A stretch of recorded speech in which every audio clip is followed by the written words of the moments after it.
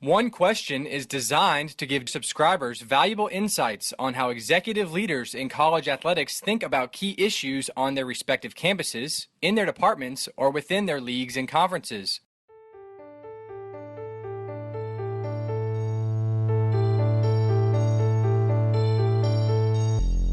Greetings, this is Ty Brown, and welcome to One Question, where we highlight executive leaders in college athletics. Our guest today is Mike Lombardi.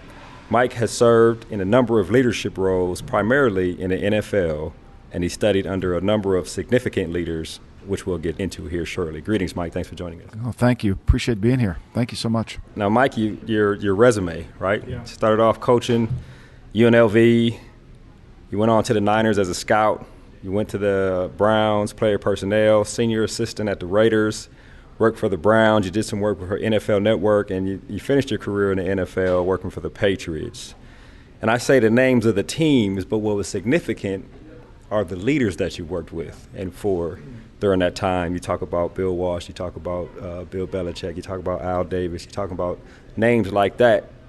In that kind of situation, over those 38 years of your experience, you've had to develop your own philosophy on leadership. Well, yeah, whenever you're in a great opportunity to learn from greatness, you kind of have to develop your own core beliefs, and you watch them. And I've been very fortunate to work for truly the greatest of all in terms of Coach Walsh and Coach Belichick as head coaches. So, yeah, so for me it really came down to there's 4 components of leadership. Command of attention, meaning you have a plan. Command of meaning you can explain the plan. Command of self, meaning you have control over yourself in terms of what you do. And command of trust, meaning the players trust you in terms of your consistency and behavior towards all your actions. And so what I learned over the course of 35 plus years is all great coaches are typically good in 3 of those 4 areas. Some perhaps, command of self tends to get away from them a little bit, but always 3 of the 4 that have had sustainable success. The ones that have had intermediate success and have bounced up and down and have no real consistency are just typically good in 2 of the 4. And eventually they'll lose their jobs. Because remember, coaching is leadership, right? So it's all about how we lead. And I think that that's where we miss the biggest message to everyone. We talk coaching and then we talk leadership when essentially a coach is a leader. Was there a point, we're talking 38 years, right? Yeah.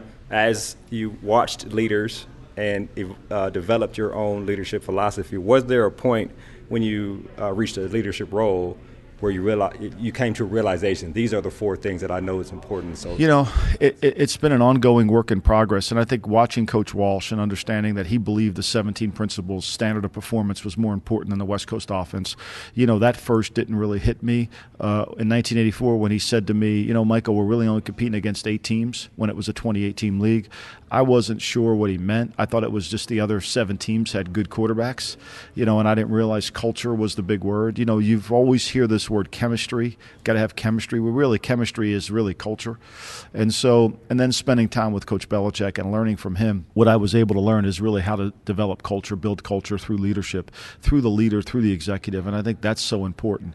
And as an executive in the NFL, the culture has to come from the head coach. It can't come from the executive. I'm not in front of the players every day. The players create the culture. So I have to be part of the culture. I have to take a role within the culture. I have to adhere to the culture. And to adhere to those cultures, I just have to command trust and self of who I am to be able to allow the coach to command the other 4 areas. I find myself, as I speak to leaders on this podcast, developing my own philosophy. And then I find myself, when I'm in an organization or with a team or with a group, analyzing it through my lens. And so you spent a little bit of time outside of specifically a team with the NFL Network. And then now that what you're doing now, you're speaking, you're giving your philosophy to people. Do you find yourself, for the lack of a better word, judging? Always, yeah. I mean, look, we're in a business that eats their young, so to speak. And so if you don't learn from other people's mistakes, you're going to not survive your mistakes. So you have to take every case study and not sit there and judge them from I told you so, but from a learning, well, what can we learn from that? What can we glean from that? What are those other 8 teams that we really need to learn from? Because even though there's 32 teams in the league today, you're still only competing against 8. That number hasn't moved up because the 4 teams have been added to the pool. So you have to learn from other people's mistakes, and you read quotes in the paper, you can read commentary from coaches, you can read comments from owners, and you can really judge your portfolio based on what they're saying and how their performance is. What's fascinating about the NFL is it's obviously you're judged every Sunday. Patriots have won 74 games over the last 5 years. The next closest competition to them is the Pittsburgh Steelers at 57. So they've lapped the field. So their culture is so much better than everybody else. And people say, well, yeah, Lombardi, they have Tom Brady. No, they have Tom Brady, plus they have a great culture. That's why they've lapped the field. Most of the people listening to this probably work in college athletics. Yeah. And you look, I guess, what you read in the paper and from people who you know who work in college athletics, people in leadership roles, whether they're coaches, whether they're athletics directors, presidents, and there's a lot happening right now. And when you look through the lens of your 4 pillars, do you have an opinion, I guess, on maybe you see how people are hired or just how the industry is going? Well, look, we're in an industry that you're elected, not selected. You have to be electable because there's a media component to this. So there is always this electability, and so therefore, ADs use these search firms to help them because it helps them prove the electability of the candidate. They call it vetting. When you start using the word vet, you're really in a political race. We're vetting a candidate. We're vetting this guy. Sometimes you'll lose sight of people. Look, there's no leader who doesn't have scars of the battle because he's made decisions. So Bill Walsh used to say all the time to scouts, the search for the perfect player never ends. The search for the perfect candidate never ends either. So you have to decide what you want. You have to scout inside out. As an athletic director, you have to believe you have these core values. This is what I want my program to be. This is what I see my program going, and I'm going to find leaders that fit that program and fit that model. And then not just hire them, your job is to coach them as well. It's not like I've just hired this football coach. Okay, you go over there and win, and I'm going to judge you from afar. You've got to get your fingers into the dough and have meetings with them every week. Because what people miss about Walsh and what they miss about Belichick is they miss the fact that every day when they come to work, it was their job to maintain the culture, not necessarily just install the culture. They just didn't install it. Belichick's every day is maintaining his culture.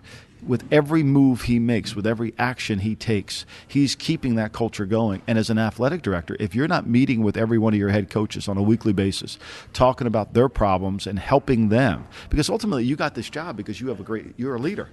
So you can enhance them. Now, you're not going to sit there and talk to them about what's the best play against cover 4 or how to beat the Mike zone dogs. That's for the coach's expertise. We're talking about culture-based help. It's interesting you say that, and when I think about your 4 pillars, I guess from the outside looking in, have you seen someone who has command of the room, command of the message, command of self, and command of trust in terms of college athletes, in terms of the athletic directors you see, or even coaches, football, basketball? Yeah, I'm not as, I'm obviously having come from the NFL, I'm not as privy to the athletic director world, but I mean, my job is to observe coaches, right? So my job is to look at people that have ability to create culture. Dabo Swinney at Clemson has installed an incredible culture. Here he is, a guy that basically is an interim coach who gets thrown into the fire, but he understands he needed to go become all in, and he got everybody to become all in. So I love watching that. I love examining when coaches can turn teams around and then get to the root of the problem. I think the greatest culture builder of all time is Coach Norman Dale from the movie Hoosiers. Because when you follow what Coach Dale did, if you just watched Hoosiers as a movie, as a culture movie, what he did was Jimmy Chitwood didn't buy into the program. He wasn't going to, but he didn't go and kiss Jimmy Chitwood's ass. He went over and basically practiced what we call the law of threes. There's 3 groups of people in every organization. The first group will do anything you want them to do. The second group is undecided. The third group you can't make happy no matter what you do, right? So as a leader, instinctively, you try to go to group 3. You try to win over group 3, figuring if I get the best player to come on my team, then I'm going to turn this team around. Wrong. Ignore group 3. It's what Coach Dale did. He ignored Jimmy Chitwood. Jimmy Chitwood eventually moved into group 1 because he got there. So to me, other than, I watch college basketball, this one and done. I think Coach Calipari is one of the greatest culture builders of all time because every year he has to rebuild a culture. He has to reestablish it. And people say, yeah, Lombardi, but hell, he's getting 5-star kids all the time. Yeah, really? He's getting 5-star kids? You try doing it with kids that are more worried about their name on the back than a name on the front. And that takes a great leader to build a culture to convert the name on the back into the name on the front. Now you talk about the people you worked for, right? Yeah. Belichick, Al Davis, Bill Walsh, the knowledge they have which helped you come to these 4 pillars. That information in terms of having it all in one collective, you were privy to a lot. From what I understand, you've recently put out a book where you've gathered this information in terms of leadership, in terms of command of the room, command of the message, command of self, command of trust, and the aspects some of these people you worked with and for, how they embodied those things. Tell us a little bit about how you captured that information and what it's involved in. Well, I think it was, look, when you're on this, there's 2 kind of jobs you have in life, right? Jobs you can make a difference in and jobs you can grow from. And if you're in a job you can only grow from, you got to grow. And so fortunately for me, as a young age, I was only able to grow working for Bill Walsh. I just could grow. I didn't know anything. I had to grow. And so you learn from them how they had set things up, and you can kind of adopt it into your own style. I mean, Al Davis was the great brand of all time because Al Davis insisted that you always call the Raiders the Oakland Raiders, like the White House.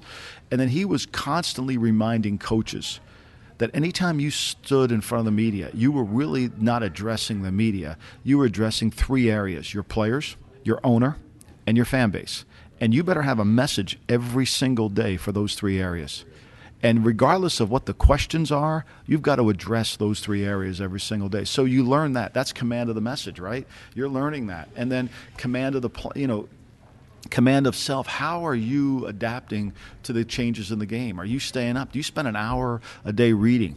I've been fortunate enough to become close friends with Coach George Raveling, one of the greatest men I've ever been around. At 81 years old, he's still curious about everything, and he's still learning.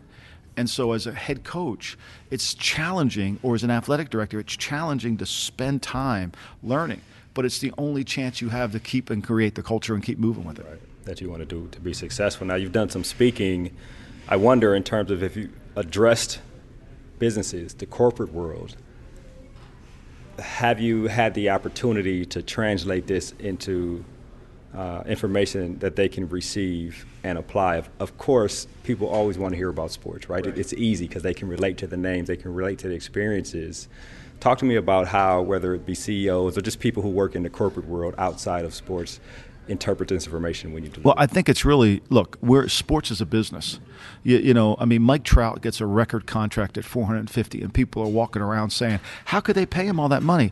Well, we don't realize Mike Trout's an entertainer. Nobody complains how much money Bruce Springsteen makes when he goes on tour because we see Bruce Springsteen as an entertainer. We don't see Mike Trout as an entertainer, which is a complete wrong. Mike Trout's an entertainer. And so everything we do in sports is related to business. And so it relates to Wall Street. It relates to any little business, And so because you can take the practicalities of the book and utilize them in any one of your businesses, it's a leadership culture book disguised as a football book. That's ultimately what it is. And when you put the book down, you basically can apply these lessons to whatever business you have. Because sports is a business. When David Tepper just spent $2.3 billion to buy the Carolina Panthers, he just didn't buy the Panthers as a sport. It's his business. And same with Steve Ballmer buying the Los Angeles Clippers for $2 billion. It's his business. How do I make my business grow? How do I make my business better? How do I install a culture? And I think that's ultimately what you'll learn from this book. Right, exactly. And when you're talking to corporations, you're talking to athletic directors, whoever you're talking to, it's all the same, and all these things apply. Yeah, most successful organizations look alike. They all do. They all have culture.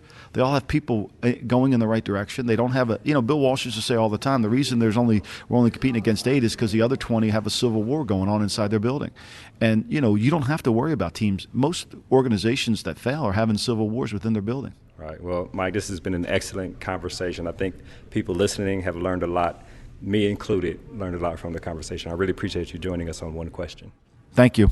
That was Mike Lombardi. He is a former NFL executive who worked with a number of leaders, and he's a great leader himself.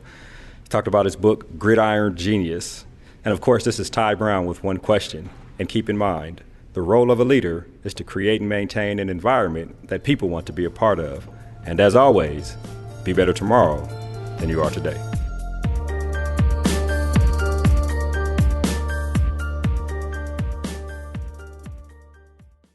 This episode of One Question is produced by Spades Media Group, solving problems using creative leadership.